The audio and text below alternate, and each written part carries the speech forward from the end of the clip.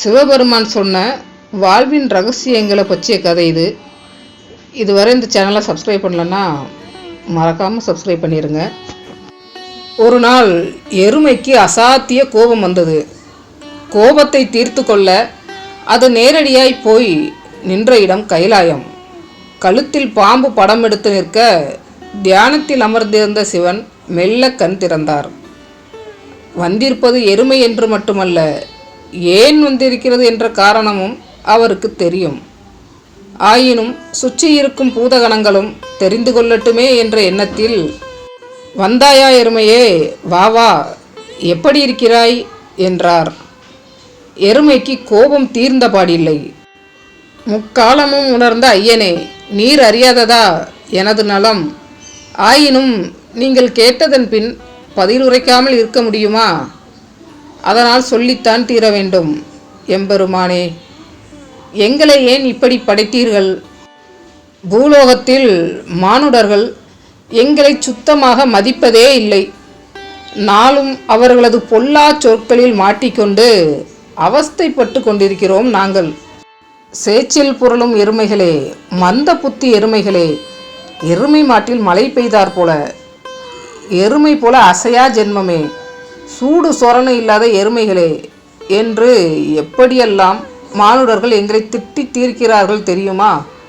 நினைத்தால் கோபத்திலும் ஆத்திரத்திலும் மனம் புழுங்கி சாகிறது. நாங்கள் அப்படி என்ன பாவம் செய்தோம் இப்படி ஒரு பெயர் வாங்க? எம்பெருமான் தமக்குள் புன்னகித்து கொண்டவராக எருமையை நோக்கி இப்படி சொன்னார். என்னை கூட சுடுகாட்டில் ஆடுபவன், பிணம் எரித்த சாம்பல் பூசி திரிபவன், கபால ஓட்டில் பிச்சை எடுப்பவன் என்று மானுடர்களில் பலர் சொல்வதுண்டு என்றார். ஐயனே, உங்கள் அருமை அறியாதவர்கள் கிடைக்கிறார்கள், அவர்களை விடுங்கள்.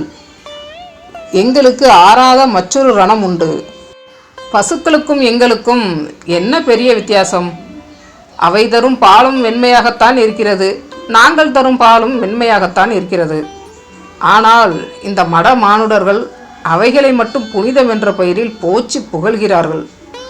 கோமியத்தை பிடித்து வீட்டு மூளை முடுக்கெல்லாம் தெளித்து பரிமள வாசம் என்று மெச்சிக்கொள்கிறார்கள். ஆனால் எங்களை என்னவென்றால் வீட்டுக்குள் நுழையவே விடுவதில்லை. எப்போது பார்த்தாலும் மந்த புத்தி எருமை என்று கரித்து கொட்டுகிறார்கள். இதிலிருந்து நாங்கள் விடுபட வேண்டும். நாங்களும் பசுக்களுக்கு இணையாக மதிக்கப்பட வேண்டும். பரம்பொருளான உங்களால் முடியாதது உண்டா? எங்களை தயவு செய்து பசுக்களுக்கு இணையாக மாற இக்கணமே வரமளியுங்கள் என்று சிவனிடம் கோரிக்கை வைத்தது எருமை. இதழ்களில் நெளியும் புன்னகையுடன் சாந்த ஸ்வரூபியாக எருமை சொன்னதை செவிமடுத்த ஈசன் அதை காத்தருளும் அபய முத்திரையுடன் எருமையை ஆசீர்வதித்து, எருமையே, பிரம்மன் படைப்பில் அனைத்து உயிர்களும் சமமானவையே. ஒன்றில் உயர்வும் பிரிதொன்றில் தாழ்வும் எப்போதும் இல்லை. உன் கோரிக்கை நியாயமானதுதான். ஆதலின் அதை நிறைவேற்ற நான் முயற்சிக்கிறேன். அதற்கு முன்பு நீ எனக்கொரு உறுதிமொழி அளிக்க வேண்டும். அளித்தால் நான் உன்னை பசுக்களுக்கு இணையாக மானிடர் மதிக்கும்படியாக செய்வேன் என்றார். எருமைக்கு ஒரே சந்தோஷமாகிவிட்டது. உத்தரவிடுங்கள் எம்பெருமானே என்றது. ஈசன் சொன்னார், பூலோகத்தில் பசுக்களுக்கு இணையாக மதிக்கப்பட வேண்டும் என்ற உனது விருப்பத்தை நான் நிறைவேற்ற வேண்டுமெனில் நீ இன்று முதல் சேற்றில் புரளும் உன் இன்பத்தை கைவிட வேண்டும்.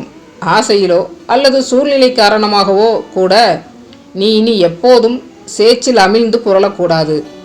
இந்த உத்தரவாதம் மட்டும் அளித்தாயானால் நாளை முதல் பூலோகத்தில் எருமைகளும் பசுக்களும் ஒரே விதத்தில் மதிக்கப்பட வேண்டும் என்று நான் வரமளிக்கிறேன் என்றார்.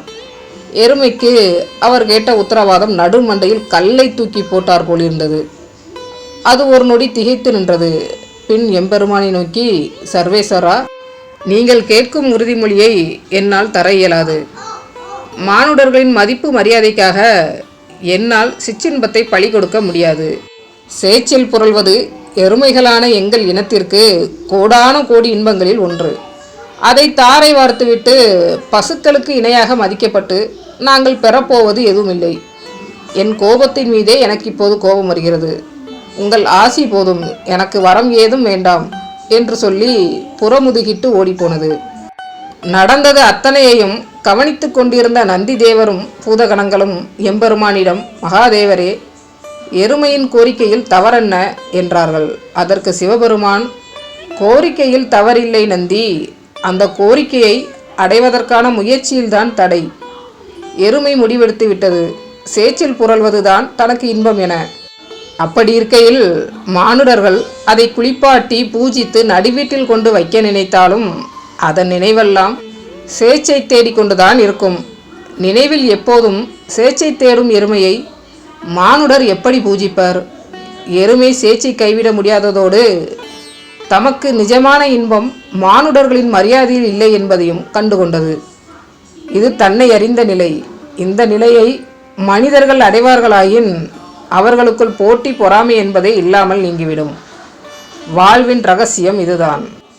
ஒவ்வொரு மனிதனும் தன்னை தானறிந்து செயல்பட்டால் அதற்குண்டான வெற்றிக்கும் தோல்விக்கும் தானன்றி வேறெவரும் காரணமில்லை என்பதையும் உணர்வார்கள்.